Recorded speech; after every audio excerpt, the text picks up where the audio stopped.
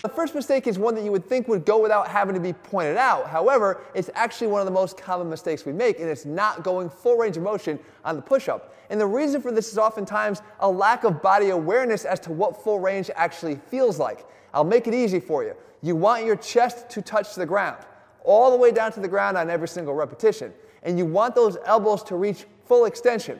Yes, lockout. Don't worry, I'll talk to you about lockout and why it's safe later on. But the point is, all the way down till you touch the ground, all the way up to full lockout is required on every rep for it to be right. So now for mistake number 2, let's build off of number 1. And just getting down to the ground may not be enough, because what goes down to the ground first matters. You see, if you're just dropping your hips down like this, well, we have a name for them. They're called floor fuckers. The problem is, you're not really doing a full range of motion push-up. You're certainly not working your chest through a full range of motion by doing this. Or the alternative is people just keep their hips way too high.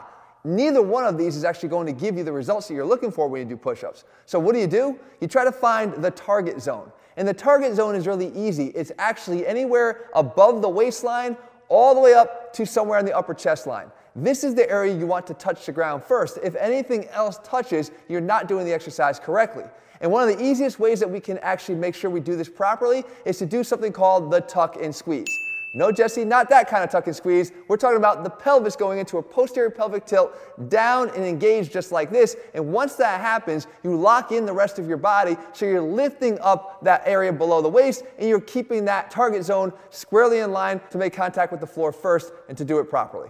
But even with those 2 fixes in place, you're still not out of the woods, because mistake number 3 is one that your neck can actually do to betray you. Because your neck can actually break through that previous tip to still make you do it wrong, and it's by craning the neck or reaching for the floor. And we actually do this to make the exercise easier, right? Our eyes want to get to the floor as fast as possible to make us feel like we've got to the bottom of the rep. However, all that's doing is, again, short-changing the range of motion on the rep, usually going hand in hand with that high hip position we talked about in the last point. Instead, keep that neck in neutral and let the target zone be your guide, and you'll never mess this up again.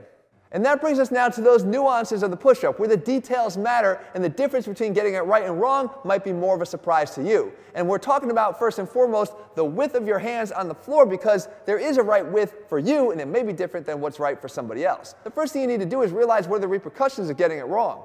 If I have my hands too narrow, you can see that my elbows no longer stack over my wrists, and to do the exercise effectively and safely, you want to make sure that these stay stacked all the time. With the proper width, this is actually going to take place. That elbow is stacked nicely over the wrist, and the joints are working properly. If I go too wide, once again, you can see that this alignment gets messed up, and we're putting stress on the joints that doesn't need to be there. Now, I mentioned it being different for different people. That's because arm lengths are different and body types are different, so it requires some sort of customization. Here's what you do to find what yours should be like. You lay flat on the floor like this with your arms up overhead, and you simply slide your arms down until your elbows are about 45 to 60 degrees away from your side. At this point, all you have to do is slide your hands underneath your shoulders and lift your body up. That's going to be the proper placement for your hands. That's going to put you in that stacked position and in position to do the best push-ups possible. Mistake number 5 is actually still what you do with your hands, because how you turn them and place them on the ground matters too, not just how far apart they are. And if you turn them too far inward, you actually mess up the whole mechanics of the push-up. What happens when you turn them in is everything else comes along for the ride. We are one kinetic chain, remember. So as we turn the hands in, the elbows flare out too much. And as the elbows flare and elevate, we tend to get some additional stress in the shoulder in the form of impingement stress. This is not a good thing when you're trying to do rep after rep after rep of a push-up. So what we want to do is fix that. And it's as simple as just rotating your hands out more than usual. You can either point your fingers straight ahead at, say, 12 o'clock, or turn them out even a little bit more to about 2 o'clock, which is going to increase the external rotation that happens at the shoulder, providing you a little bit more stability in the joint and actually a little bit more freedom of motion up and down.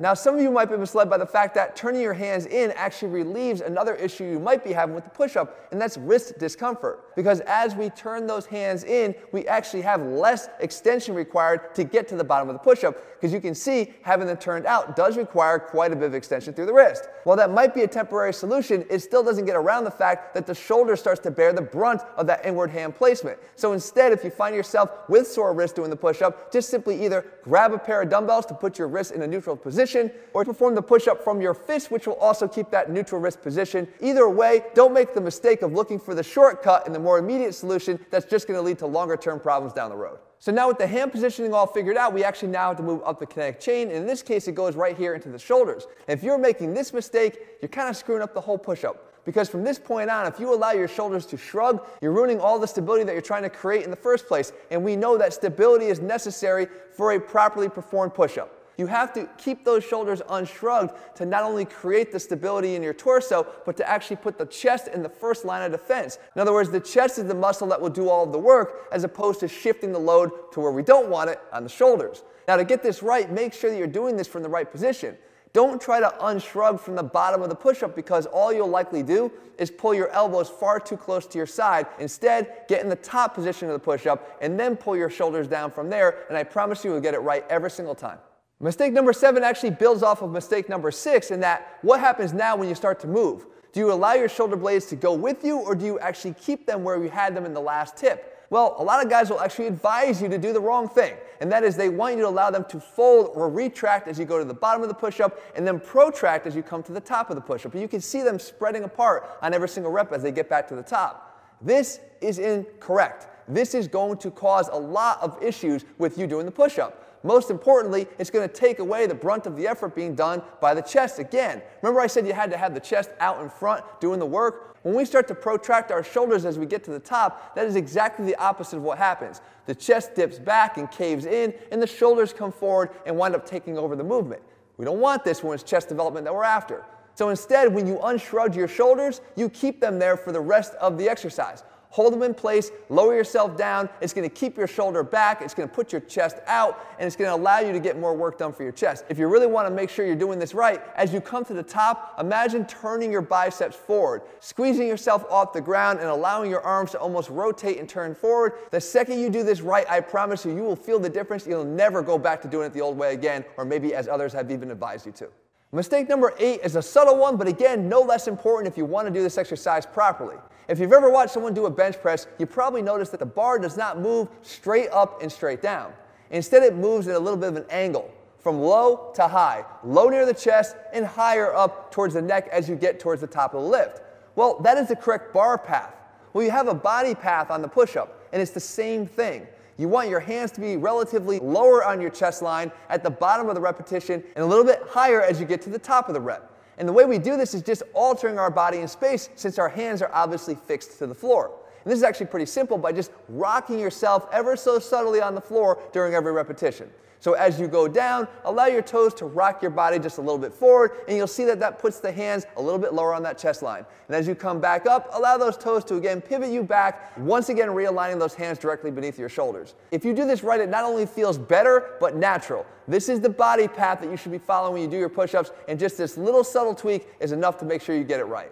Mistake number 9 actually relates all the way back to point number 1, which is range of motion, because speed is a problem. Speed is actually the enemy of good form, and it can actually betray all intentions to create full range of motion. See, in an effort to do more reps more quickly, we'll either shortchange the rep from the bottom, or maybe even from the top. Or if you're an Oregon Duck mascot, you kind of do it from both ends. But the fact is, you still want that full range of motion, and using speed to get there is always a problem. And I mentioned back in that first point that full range of motion through the elbow means full extension of the elbow, and that's safe and healthy unless you add speed to the equation. You see, even a door that operates as a hinge, like your elbow, is designed to open all the way and close all the way. But when you try to slam that door, either open or close, you could be inviting some problems. Don't slam your joint into extension. You don't need to, and the best way to do that is to simply slow down the rep. The best key I could give you is 2 seconds on the way down and 2 seconds on the way up. This will not only ensure you get the exercise right, but it allows you to do all the other things I talked about so far correctly.